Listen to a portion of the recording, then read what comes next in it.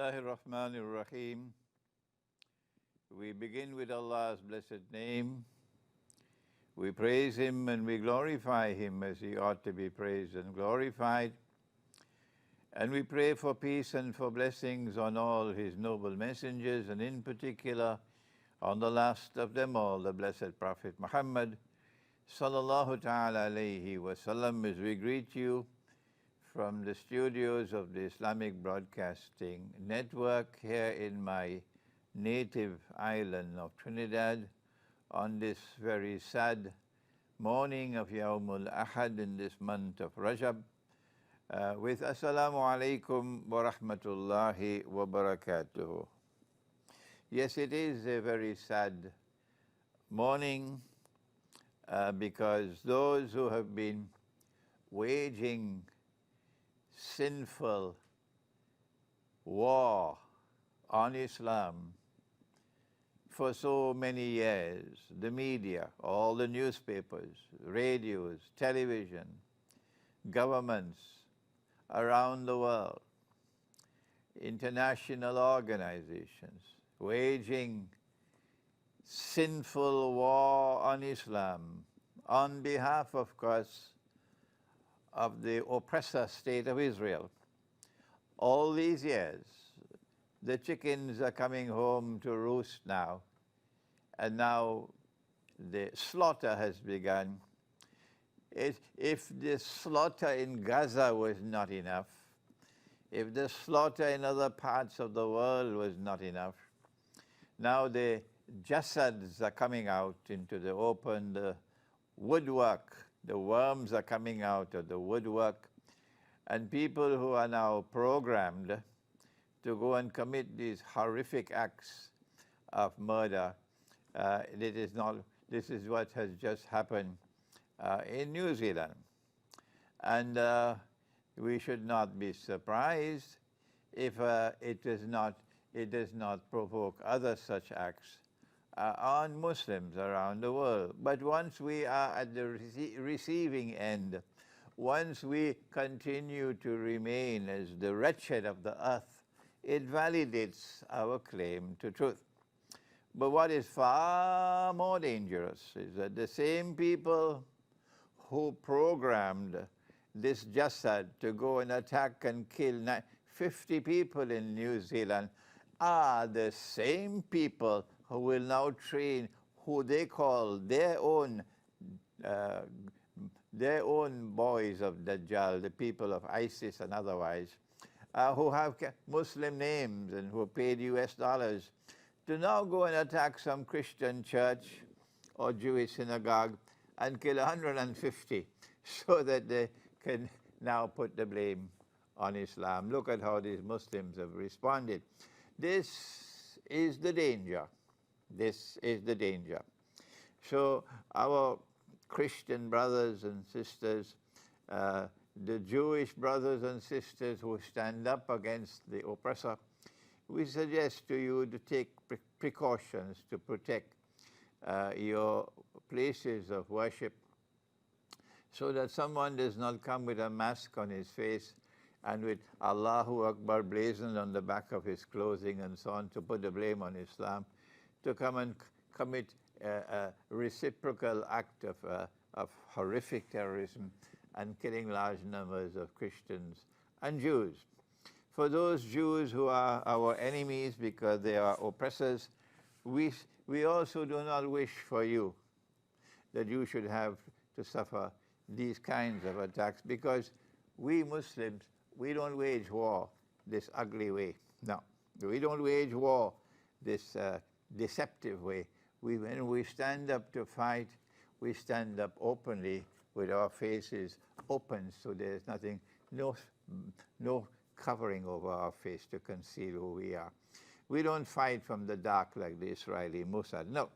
Now then, we have to declare, we have to recognize on this very sad morning, and these words of mine I know are going to go around very far in the world, because I am perhaps the only scholar today who has been championing the cause of Constantinople And because of the attack on New Zealand, and it was, I believe, programmed like that it should bring Constantinople to the front page, to center stage in the world. I believe that they wanted to kill far more than 50. I believe their plan was to kill maybe about 500, so that Constantinople will come out quickly and violently out to the center stage. And I believe that the purpose of these attacks, rather one of the purpose of the attacks on the two masajid in New Zealand, in South Island. I visited New Zealand once, but I remained only in North Island. I did not go to South Island, so I've never visited Christchurch. But I believe that they wanted to kill about 500 people or more in order to bring Constantinople to center stage. Why? Why? Let me explain. And I am grateful to Allah that He has allowed me to write my book, Constantinople in the Quran, and you'll see it on the screen in a moment. And this book is going to be launched in London. This book is going, there it is on the screen, Constantinople in the Quran, and it is by Allah's kindness that this book was written. And in order to show respect for my Orthodox Christian brothers and sisters, we took the minarets off, because the original cathedral of Hagia Sophia never had any minarets. So we took them out, so that the original structure is there on this cover of the book. And Constantinople in the Quran is, mashallah, going to be launched on, is it April the 27th, which is a Saturday, and it's going to be launched in London. If you will go to my website and to my YouTube channel, you will find the registration for the lecture. And we are sending out a special invitation. We're doing it with love and with respect to our Orthodox Christian brothers and sisters in London and outside of London, to do please come with us. Come to share with us this moment of the launch of this book. The purpose of the attack in New Zealand, or rather one of the main purposes of the attack in New Zealand, was precisely to sabotage this coming together of Muslims and Christians and binding us together with a future that is connected with Constantinople. The Quran has spoken on the subject of Constantinople, and unfortunately no one has taught the subject. And so there is widespread ignorance, particularly in Turkey. And I cannot blame our people for being ignorant when no one has taught them. They've been brainwashed for 600 years. And so this book, which I have written, by Allah's kindness and grace, has been written at precisely the very right moment. So that when we launch this book, and I hope you will order the book now, it's only, I think, £10, that's all. And you can order it from my bookstore. You'll find it at the bottom of the screen, www.imranhosein.com. That's right, imranhosein.com. That's the bookstore. You can order the book before we run out of this. We didn't print many copies, so if you want to get your copy, you order quickly before we have to reprint the book. Yeah, because we didn't print many copies, we didn't have the money to do so. I am my own publisher, so I have to find the money to print the books. So we'll have to make a second print, because I believe this first print will be sold out very quickly. So our brothers and sisters who have been the hearts of the Orthodox Christian people in Belgrade, in Serbia, in Bosnia, in Macedonia, in Albania, in Kosovo, in Greece, in Russia, in Romania, in Bulgaria. The hearts of the Orthodox Christian people have been there in Hagia Sophia these last 600 years. Their hearts have been weeping for Hagia Sophia these last 600 years. And we say to you, come to London on April 27th, and let's bind together and hold hands together, Muslims and Orthodox Christians, as we launch my book on Constantinople in the Quran, and as we seek to fend off this act of sabotage in New Zealand, the act of sabotage which is meant to divide us, to provoke the Turkish Muslims now into trying to get Hagia Sophia restored as a masjid. That's what's going to happen now. And we will know the credentials. We will know the Islamic credentials of the Turkish government if they allow this supreme cathedral of the Orthodox Christians, which should never have been converted into a masjid. It was shameful, it was disgraceful, it was manifestly sinful, it was in conflict with Allah's command in the Quran to have taken that cathedral and converted it into a masjid 600 years ago.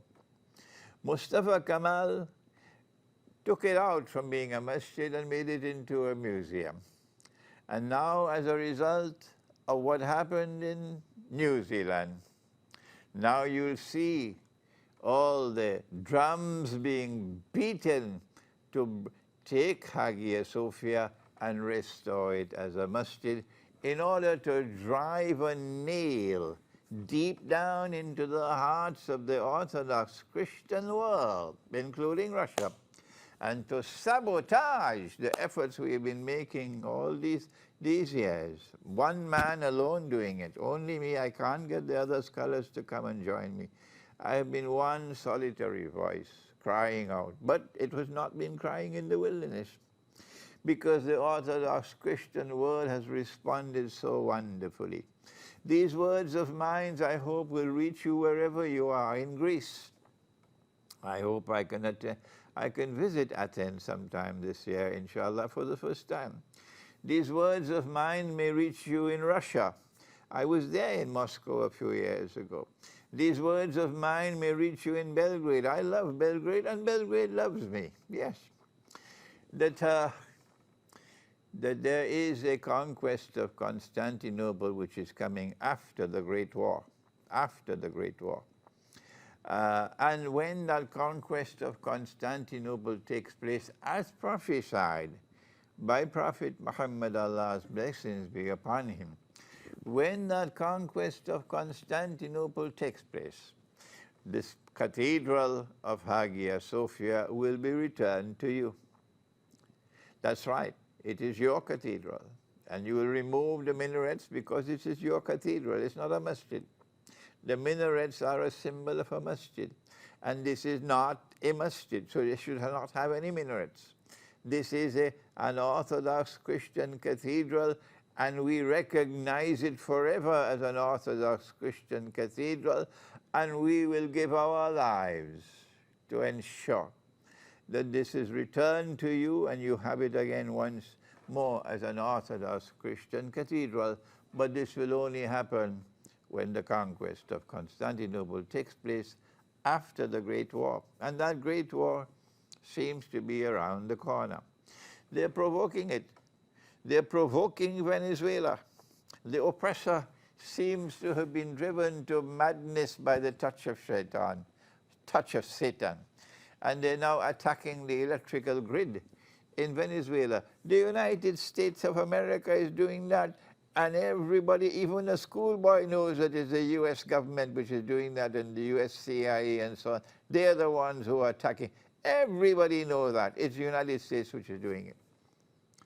If they can do that to Venezuela, to attack the electrical grid because they have failed in their foolish, stupid attempt of regime change in Venezuela, I know these words of mine might hurt and pinch the hearts of those who recognize Guaido as president and now have to put their tails between their legs with embarrassment, because Maduro is still there and Maduro will remain there.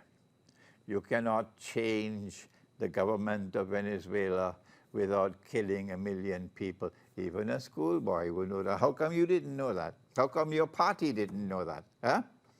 You cannot bring about regime change in Venezuela without killing 1 million people. Do you think South America will allow that? No. The whole of South America will rise up. The whole of Central America will rise up. And a large part of the United States that still beats with the heart of Malcolm X in standing up to the oppressor. Even they will stand up against 1 million people being killed in Venezuela to bring about your stupid, foolish regime change. So when they can do that, attacking Venezuela with the attack on the electrical grid, who knows what they might do tomorrow in their lust for nuclear war. That war is coming. It's going to be a nuclear war, yes. But we are not the ones responsible for it. They are the ones who are lusting for it. But our subject is what happens after that big war. There might be no Trinidad and Tobago after that war. We are just next door to Venezuela. Nuclear war in Venezuela, goodbye to Trinidad and Tobago. Yes, goodbye to us, we know. We'll be finished. But what happens after the nuclear war? We don't mind the nuclear war if millions and millions and millions of us have to die so that the oppressor bite the dust. We don't mind that. Life for us is better to die in the struggle for freedom from oppression than to live and be complicit in oppression by supporting Guaido. No, we are not a people like that, we Muslims. And so what we are looking forward to is what happens after the nuclear war. And our Prophet, Allah's blessings be upon him, he has prophesied as no one else has prophesied in history. Only a prophet can do that. The University of the West Indies and their scholars and their strategic analysts and so on, their political scientists, they can't do it. No. Only a prophet could do it. And he has prophesied that the next event to take place after the Great War would be the conquest of Constantinople. And my book, Constantinople in the Quran, which has just been written and which we're going to launch in London on April the 27th, do please come and attend that program. Do please come. We want to welcome you. We want to share that moment with you. That book explains why the conquest of Constantinople is so important, because that conquest will result in the return of Hagia Sophia to the Orthodox Christian world, and that is what he did not want. He killed 50 people in New Zealand. He did that in New Zealand. Not him, sorry, those who programmed him to do it. They killed 50 people. They were hoping to kill 500 in order to prevent Hagia Sophia being returned to the Christians. That's what they were doing. Sabotage. But they planned their plans, and Allah plans his plans. And so do please come on April 27th to attend that program in London for the launch of my book, Constantinople in the Quran, and to reach out and hold hands with our Christian brothers and sisters, our Orthodox Christian brothers and sisters in particular, because it has not been Western Christianity, no. It has been Orthodox Christianity, which has consistently, these last 600 years, they have wept. Their tears have fallen for Hagia Sophia. We are not saying that Constantinople, the city, has to be conquered and returned to the Christians. Who said that rubbish? Not Imran, Hosein, no. A Muslim army will conquer Constantinople, not a Christian army, not Russia. No, no, no, stop this garbage. Stop saying things about me I never said. Our Prophet said, لَتَفْتَحَنَّ الْقُنْسْتَنْتِنِيَّةِ لَتَفْتَحَنَّ you Muslims, you will conquer Constantinople. وَلَنِعْمَ الْأَمِيرُ آمِرُهَا وَلَنِعْمَ الْجَيْشُ ذَلِكَ الْجَيْشُ. Which scholar of Islam today is quoting this hadith? None. That is not to say that the scholars of Islam are not doing important work. No, but they're not touching these subjects. And let me lay off the scholars of Islam, because I've talked enough and they're not listening to me. No, they're not listening to me. So let us move on. What can I do? When the conquest of Constantinople takes place, we'll return Hagia Sophia to you. It is still too early for us to analyze properly and comprehensively what they programmed him to do in New Zealand, those who programmed that killer. But clearly, at the top of the list is to sabotage the coming together of the Orthodox Christian world and the world of Islam in friendship, reconciliation, friendship and alliance. That is the first implication of the attack in New Zealand. There are other implications as well, but it is still too early. Later on, maybe a week, 2 weeks, 3 weeks from now, I can return to the subject with a more comprehensive analysis. But at this time, this is number one on the subject. The number two, which I mentioned earlier, is that our Christian brothers and sisters, our Jewish brothers and sisters ought to protect their houses of worship now. Because the same people who programmed that killer have other killers who will have Allahu Akbar written on their backs as they come with masks on their faces to try to replicate what was done in Venezuela, what was done in New Zealand, to kill 500 Christians or 500 Jews. We Muslims don't fight wars this nasty way. No, no, no, no, no. When we have to fight wars, it has to be a just war. It has to be a war against an oppressor. That's right. And when we fight against an oppressor, we will never fight if he is seeking peace. As the Orthodox Christian Patriarch of Constantinople was seeking peace rather than war when the Ottoman army attacked him. And 7,000 or 9,000 Orthodox Christians defended Constantinople until the last man against an army of 200,000. They were seeking peace. They did not want war. And the Quran, the religion of Islam, says if the enemy wants peace, you are prohibited from fighting. But the Ottomans didn't care for Islam. This is true.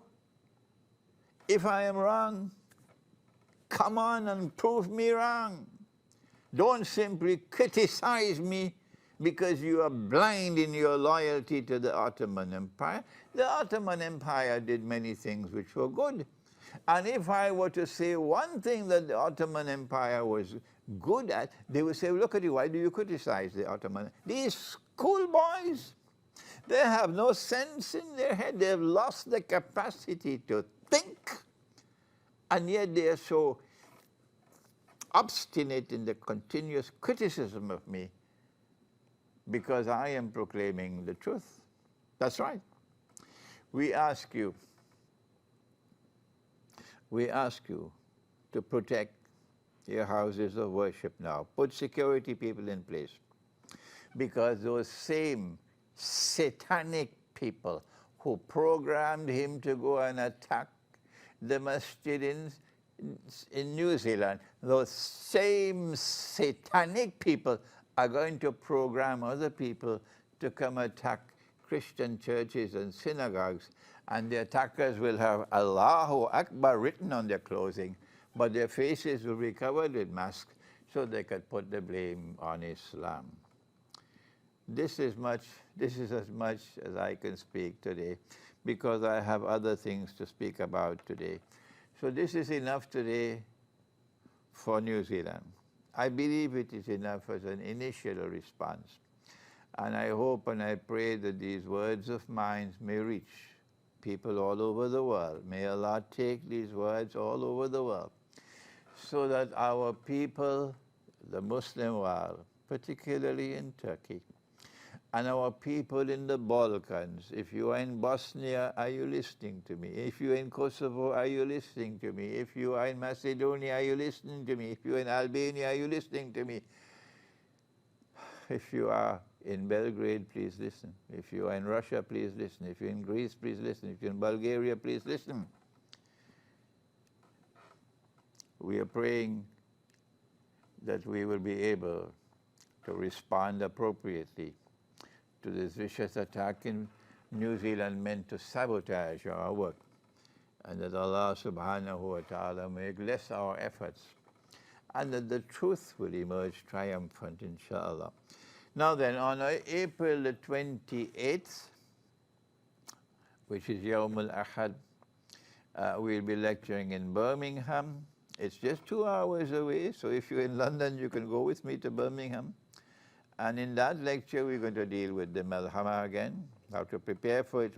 I have not gone deeply into the subject so far, but I'm hoping in this subject on the 28th to go a little deeper into the subject of the Malhama. Unfortunately, again, I can't get the scholars of Islam to come and join me. I don't know why. I don't know why. And so that is April 28th. You could find, excuse me, you can find the registration information, because we got to rent a hall. I think we more about 800, 1,000 pounds or something we have to pay to rent the hall. So we need to pay, charge a small registration fee to cover the cost of rental. So April 28th, don't forget, in Birmingham on the Malhama, and after that, of course, is the conquest of Constantinople.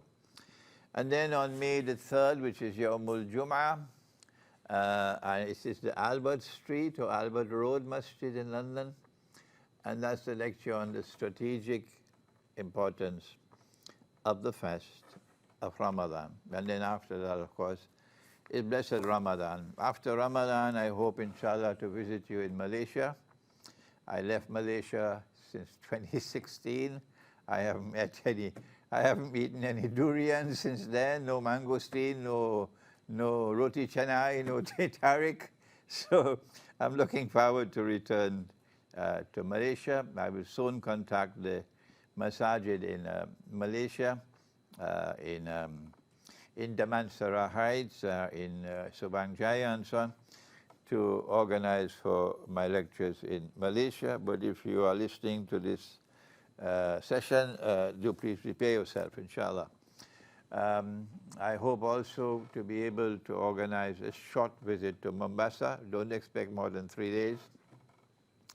Maulana Abdul Alim Siddiqui, rahimahullah, the teacher of my teacher, the sheikh of my sheikh, visited you in Mombasa many, many times. And only this morning I got the official invitation to visit Mombasa. And I hope, inshallah, to be able to visit you in Athens, because it's important. At my age, I should not be traveling so much, but what can I do? But a short visit to Athens, inshallah, sometime this year. Now I want to turn, Bismillah. Oh, I forgot to remind you once again of two things, namely, take a note of December 28th here in Trinidad, December 28th, and all day seminar on Dajjal.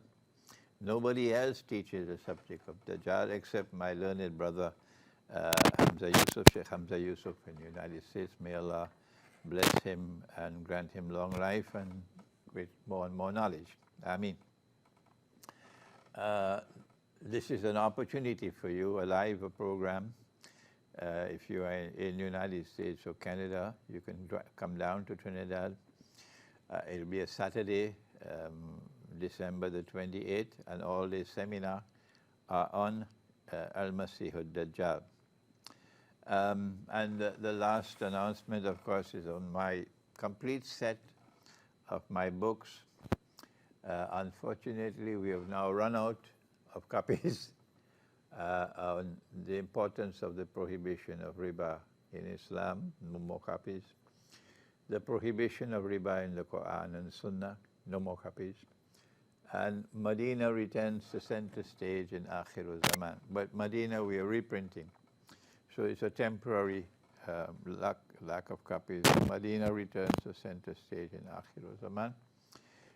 My book on Suratul Kahf, the tafsir, it's out of print for some time now, but I'm going to start work soon to edit it so that it can be reprinted. This is Suratul Kahf, the tafsir. But if you want to order your complete sets, it will be 25 books, plus, of course, my teacher's book, The Quranic Foundations and Structure of Muslim Society. And I'm very busy these days autographing all these books. It takes a long time to autograph them. And then going to the post office and sending out these boxes of books to different parts of the world. And mashallah, the orders are coming in slowly. If you want to make an order, do please send me an email. You won't get this from my bookstore. No, you'll have to come to me directly.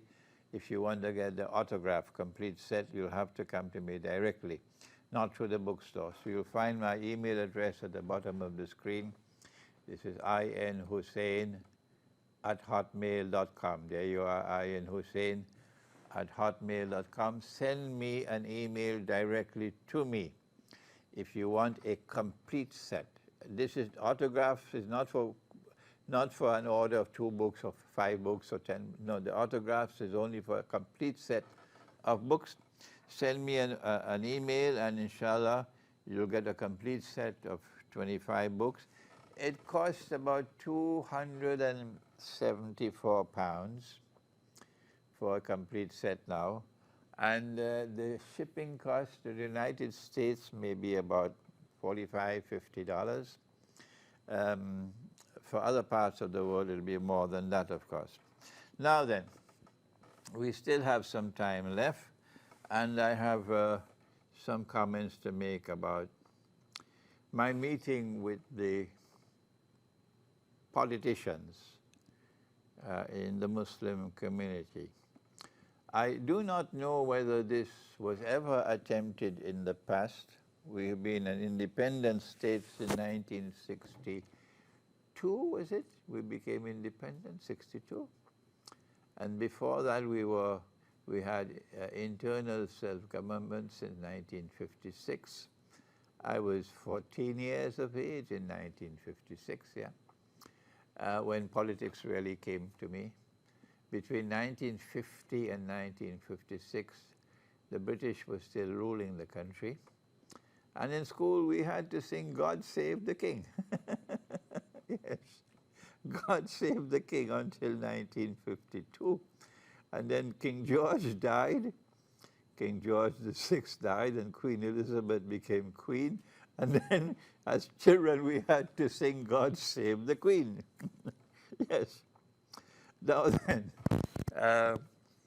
I do not know if it had ever been attempted before in our history. I don't know. I hardly think it has ever been attempted. But an Islamic scholar invited all Muslims in the country who were involved in politics as politicians or as people who are commenting on political affairs or as political scientists. Come to my home and allow me to make a presentation to you on Islam and politics. My meeting had nothing to do with party politics. It was not in favor of this party or against that party. That is rubbish. No. So there was no reason for you to stay away. No. When all I'm doing is asking you to come and allow me. If you are a sincere Muslim, if you are a practicing Muslim, then your primary loyalty is to Allah, not to your political party. Am I wrong? Did I make a mistake? If you are a sincere Muslim, if you are practicing Muslim and you're a politician, your primary loyalty is to Allah, not to your political party. Am I wrong? Shall I repeat it? Are you listening? And I invited you to come so that I could make a presentation to you on Islam and politics. And I'm going to repeat it today so the whole country will hear what I told them. And my daughter, who is here from Pakistan, my daughter cooked a very delicious biryani, chicken biryani. Yes. And I went on the machine and I made the orange juice, yes, and I sweetened it with honey and everything, and I got coconut water and so on. And we got watermelon, we got pine. All of this I did for you, my own hands. Yeah. And I invited you. We expected to have about 20, 25 people. And we thought my home might be too small, so we changed to the masjid. But it was still a private function. Yeah. I don't have any political ambitions. No. I am not a politician. No, I don't want to launch any political career. That's rubbish, yes? That's foolishness. All I wanted to do, and this is perhaps the first time it was ever attempted with a gathering, and this is the last time, I'm not going to do it again. No. That I wanted to present to you what does Islam have to say on politics. I'm not going to tell you today what happened in that meeting. I'm not going to tell you who are those who stayed away. I don't want to embarrass them. No. I want to tell you what I told them in that meeting, and we had several very important people who were attending. I'm going to mention that we did have the leader of one of the political parties in this country who attended, and he was not a Muslim. No, he was not a Muslim. And when we left the hall and we went to the adjoining masjid for the prayers, for the Salat al-Maghrib and then Salat al-Isha, I said to him, you can join us if you want. And this non-Muslim came into the masjid and he prayed with us. MashaAllah, he prayed with us. Thank you. This does not happen in Washington. This does not happen in London and Paris and Bonn, where war on Islam is so intense that politicians seek to turn away and stay away. This man, I don't want to be in his company now, but not in Trinidad, mashallah. In Trinidad, the leader of a political party joined us in the masjid for prayer. Indeed, the Prime Minister of this country also, on the day of Eid, he has this habit of coming to the masjid and joining us for the Salatul Eid. And the Prime Minister of this country, who is not a Muslim, he joins, stands up in the line and he prays with us. Yeah, a strange place, huh? Trinidad and Tobago. Anyhow, a scholar of Islam did this. I invited them. I don't know if this ever happened before. And those who were present, I believe they benefited from the presentation. What did I say to them? Let us spend a little time that we have left now sharing with you what I said to them. Maybe they're listening to me this morning and they appreciate the fact that I'm not identifying them who did not come, so I'm not embarrassing. That's not my style, to embarrass you, no. My style is rather to try to touch your heart, to ensure that loyalty, supreme loyalty, is with Allah, not with your political party. I took them to the Quran, not to the Hadith, to the Quran. This again is my methodology, because the Quran has absolute truth and absolute authenticity. So whatever is located in the Quran for a Muslim is indisputable. You cannot doubt it. And some of them may have been surprised by what was in the Quran, probably they were not aware of it before. Others may have been aware of it already because we have smart people in our community and we have smart politicians as well, mashallah. and I have had close relationships with many of them, and may Allah have mercy on the soul of our brother Kamaluddin Muhammad, yes, who was an exceptional politician. I have said it many times. I said it to the PNM, I said it to the Prime Minister, who is now Prime Minister of the country. I've said it to the chairman of the party, the PNM party. I've said it to others that if, when Dr. Williams died in 1981, perhaps, I was a Foreign Service officer in the Ministry of Foreign Affairs at that time. If the PNM had appointed Kamaluddin Muhammad as Prime Minister of this country to succeed Dr. Williams, the whole country would have responded with a sigh of relief. And the warring tribes, the rivalry between the tribes in this country, this unfortunate political rivalry that has plagued this country from 1956, this awesome, stenchful political rivalry between the tribes of this country would have been healed. The wounds would have been healed if the PNM had appointed Kamaluddin Muhammad as Prime Minister. I'm speaking now to the members of the PNM because I don't think it's beneficial to speak to the leaders of the PNM. They're not going to listen to me. But perhaps the members of the party would have more capacity to think, because they're not politicians whose only concern is to win elections. The members of the party might be able to sit back and think, no, Imran is saying something correct. So I made a presentation from the Quran, and I said that the Quran has within it history. It teaches us history. It's a book of history, the history of mankind. And I took them to the first chapter of the book of history in the Quran, and I took them to the first page of the first chapter of the book of history in the Quran. And at the top of the first page of the first chapter of the book of history in the Quran is politics. That's right. Politics is there at the first beginning, the beginning of the first page, where Allah spoke to the angels and said to them, بعد أعوذ بالله من الشيطان الرجيم إني جاعل في الأرض خليفة. I'm going to place on earth one who will rule, one who will govern, one who will establish the state, one who will establish law. Yes, that's right. I'm going to place on earth a Khalifa. But the angels had already been informed. They already had knowledge of this subject that Allah had given to them. And they knew what politics could produce. They knew.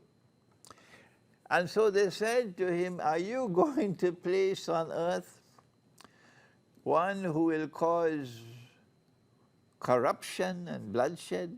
That the politics will corrupt everything, and politics will cause bloodshed. That's what happened in New Zealand. And then he responded to the angels and said, I know what you don't know, because you only know part of the subject. There's more. And if you want to know more, come to the Quran. But you stayed away. That's your good luck, bad luck now. You stayed away. So then, Allah then taught Adam alayhi salam the knowledge. He gave to him the knowledge for fulfilling his function as a ruler, to rule, that mankind will have to rule. وَعَلَّمَ آدَمَ الْأَسْمَاءَ كُلَّهَا. So a politician must not be a man with peanuts in his head. If you are to be a politician, you better do your homework. You have to be learned. You have to have knowledge. You have to have a versatility of knowledge if you are a politician. Yes. I had a meeting with, no, let me not mention that. All right. So then he spoke to the angels and said to me, tell me what I spoke to Adam alayhi salam. What knowledge do you need for politics? They said, we don't have any knowledge except that which you give to us. Then he said to Adam, you explain to him. And when Adam alayhi salatu wasalam explained to him, he said, did I not say to you, I know? But then he did something more than that. He said to the angels, وَإِذْ قُلْنَا لِلْمَلَائِكَةِ اسْجُدُوا لِآدَمَ. Make your sajda, prostrate before Adam, meaning prostrate before one who is going to be sent to rule, indicating that when a ruler is established on earth, you don't have government and opposition. No. When a ruler is established on earth, all those who belong to that polity must submit to his rule and obey him. That is what brings stability. But then, prostration before a human being is now prohibited for us. We prostrate and bend our heads only before Allah Most High.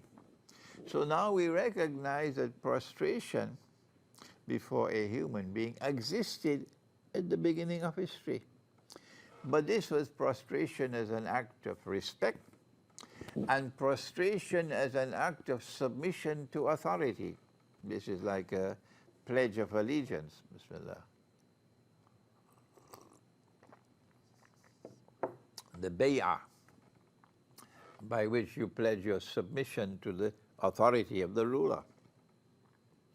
And I want to remind my Muslim people, and remind the Hindus as well if they're not aware of it, that Hinduism, this is what I told them in the meeting last Sunday, that Hinduism has preserved this part of truth which was located at the beginning of history, that the Hindu wife, to this day, the Hindu wife bends down and touches the feet of her husband, not as a kunumunu, not in worshipping her husband. Why don't you put some sense in your head?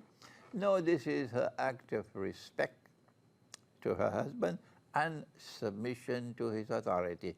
So you to take your feminist revolution and throw it in the Gulf of Paria. The Hindu woman bends down and touches the feet of her husband, not only as an act of respect, but as an act of submission to his authority. Hinduism has preserved to this day that page of history.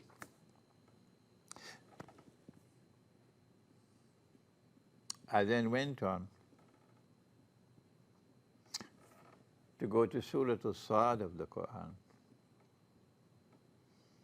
in which Allah then spoke, Allah Most High, to the Prophet David, Nabi Dawood alayhi salam.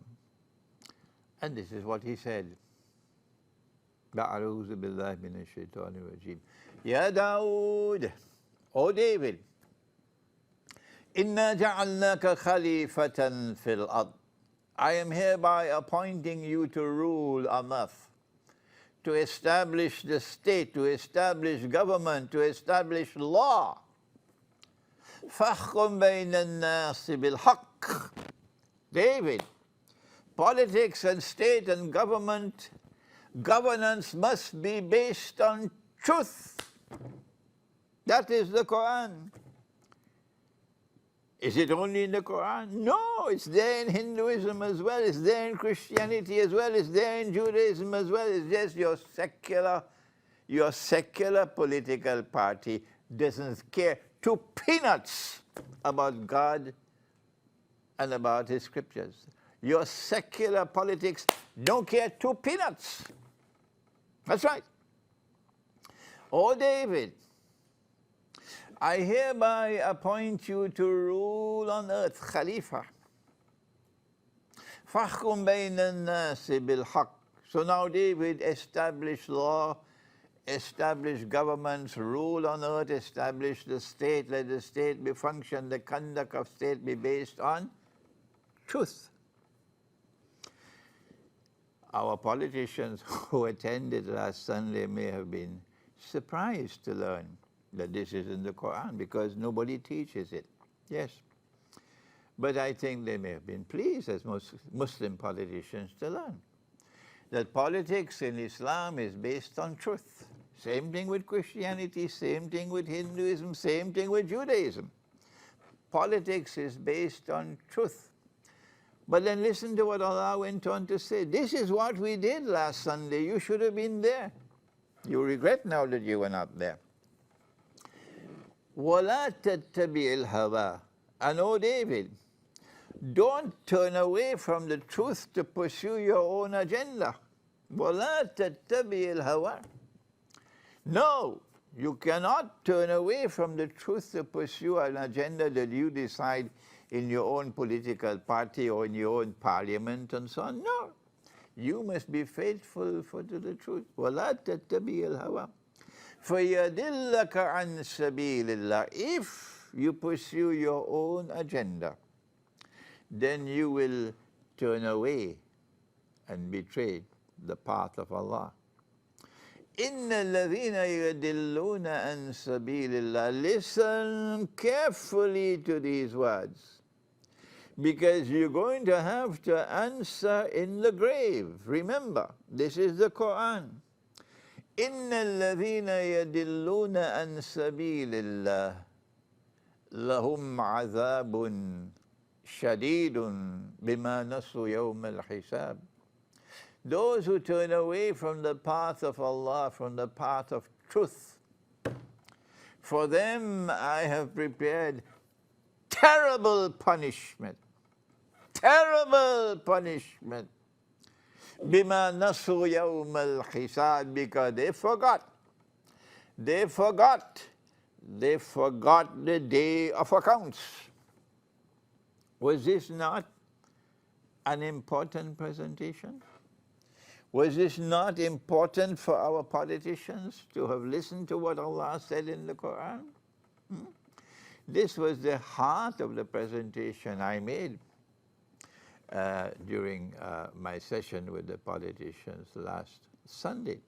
I did more than this. We had a very significant discussion session.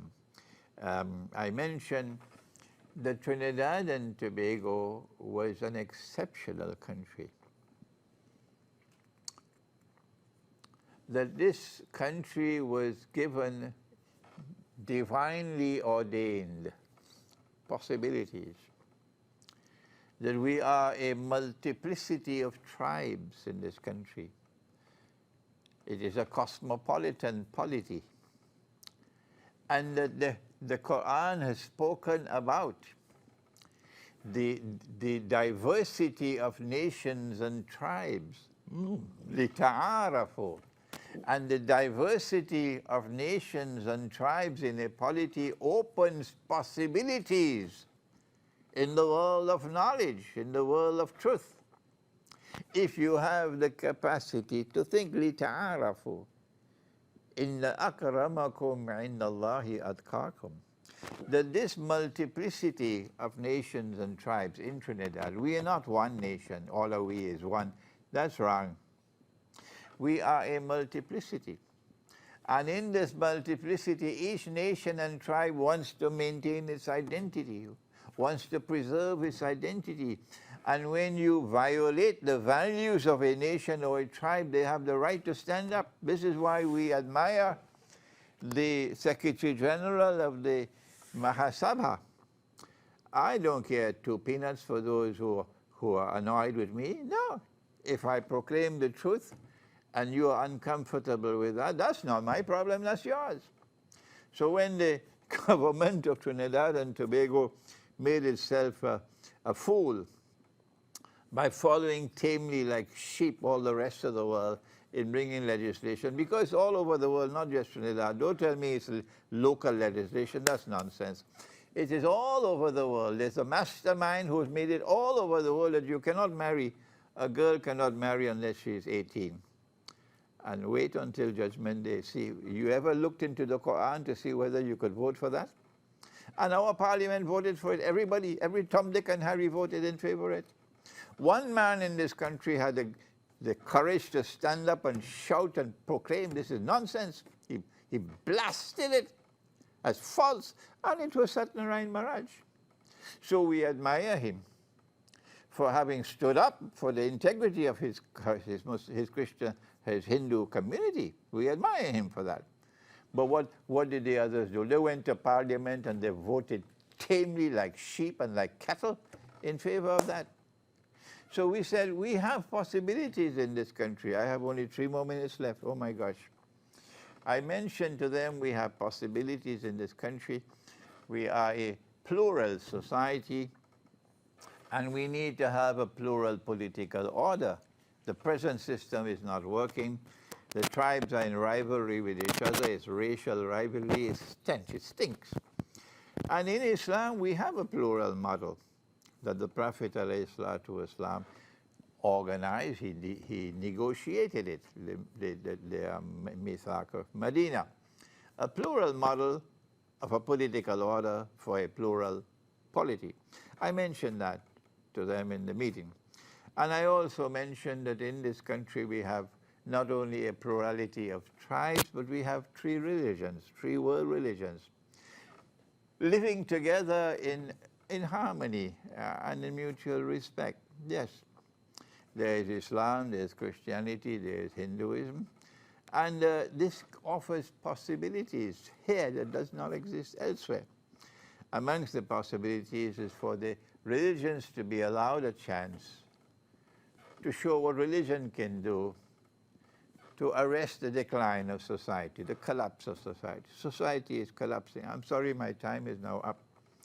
And, but we will repeat this program next week again because this is too important. So there'll be a repeat next week. If you missed it this Sunday, you will get it again next Sunday, inshallah. You can ask other people to tune in, to listen to it in Trinidad and Tobago next Sunday, inshallah. We have different religions in this country, and we live in harmony with each other, and therefore there are possibilities. This society is collapsing. There's violence, there's crime, marriages are breaking up and so on.